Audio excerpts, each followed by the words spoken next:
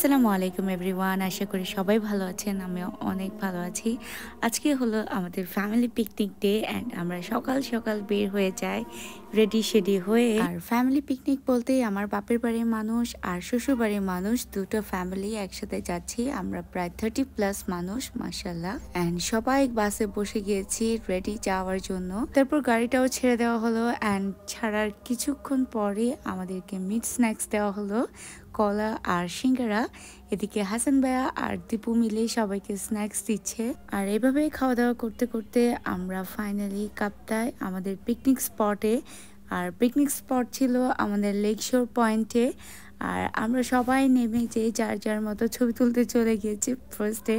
আর অন্যদিকে ছেলেরা কাজে আটকা পড়েছে, ওরা সব কিছু নামাচ্ছে গাড়ি থেকে একটা একটা করে। আর মেনলি আমরা যেখানে বসে খাওয়া দাওয়া করবো ওইটার পাশে একটা সুন্দর একটা ছোট্ট মার্কেট আছে, যেখানে আনারস, বড়ই, তেঁতুল এগুলো পাওয়া যাচ্ছে অ্যান্ড খুবই ফ্রেশ। অন্যদিকে আমরা সবাই ব্যস্ত খাবার সার্ভ করার জন্য। খাবার আমরা বাসা থেকেই রান্না করে এনেছিলাম। আর খাবারে ছিল আমাদের পোলাও, চিকেন রোস্ট, ডিম আর হচ্ছে সালাদ, সাথে ছিল একটা টমেটো ভর্তা যেটা আমি বানিয়েছিলাম। অ্যান্ড প্রতিটা খাবার এত সিম্পল ছিল আর মজার ছিল।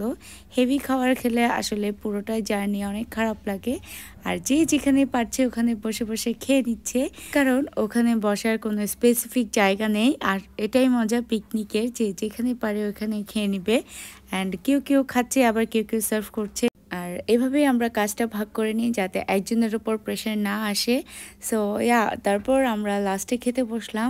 দেন ইশারা আমাদেরকে হচ্ছে সালাদ দিচ্ছিল, সার্ভ করছিল সব কিছু। তারপর খাওয়া দাওয়া করে আমরা চলে গিয়েছিলাম বোট রাইডের জন্য। আর এটা সোহেল ভাইয়ার অনেক বেশি ইচ্ছে করছিল তাই। আর সোহেল ভাইয়া হচ্ছে উমিয়াপুর হাজব্যান্ড। আর এই বোট রাইড করতে গিয়ে আমাদের সাথে অনেক বড় স্ক্যাম হয়। এই এত বড় বোটে নাকি অনলি 15% অ্যালাউ। এই বোটের সাইজ অনুযায়ী আমরা প্রায় 30 মানুষ আছি অ্যান্ড আমরা সবাই কিন্তু আসতে পারতাম, কিন্তু কিছু করার নেই, এটা আমাদের সাথে স্ক্যাম হয়েছে। আর পাশের একটা বোটে দেখলাম যে একসাথে 30+ মানুষ একটা বোটে আছে, কিন্তু কেন জানি না ওরা আমাদের জন্য এই রুলসটা করলো। অ্যান্ড একটা বোটের ভাড়া প্রায় 3,500 টাকা করে। সো আমাদের দুইটা বোটে নেওয়া হয়েছে।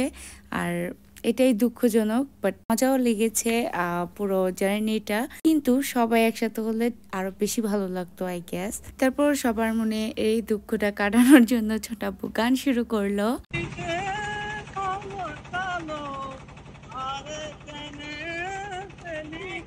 আমরা প্রায় 1-1.5 ঘন্টা বোটে বসেছিলাম। পুরো বোট ঘুরে আসতে এইটুকুই সময় লেগেছে, 1-1.5 ঘন্টা। আর আমরা বড়ই খাচ্ছিলাম, মজা করছিলাম। আর এখানে স্মৃতি বড়ের বীজকে একদম অপছন্দ করে, তাই দীপু খেয়ে খেয়ে ও গায়ে দিচ্ছিল এটা ওকে বিরক্ত করার জন্য। এনিওয়েজ, তারপর আমাদের বোর্ডের সফর শেষ। আমরা একজন আরেকজনকে হেল্প করছিলাম নামতে উঠতে। অ্যান্ড উপরে গিয়ে আমরা হচ্ছে আনারস খেলাম। আর এখানে ফ্রেশ আনারসগুলো এত মজা ছিল, একটু টক ছিল বাট অনেক জুসি।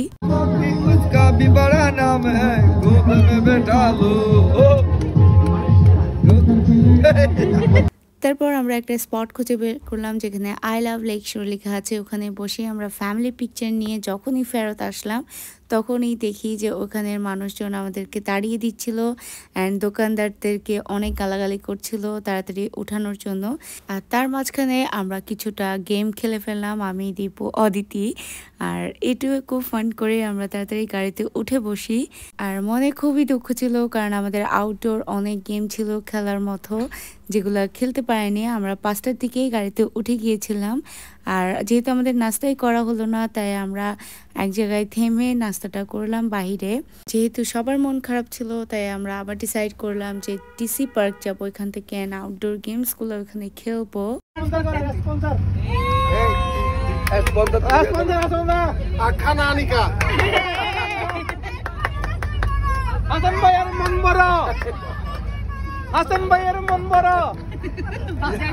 বাট ওই দিন আমাদের ব্যাড লাক এত এত বেশি খারাপ ছিল যে আমাদের ওখানেও যাওয়া হয়নি, কারণ এত বেশি জ্যাম ছিল।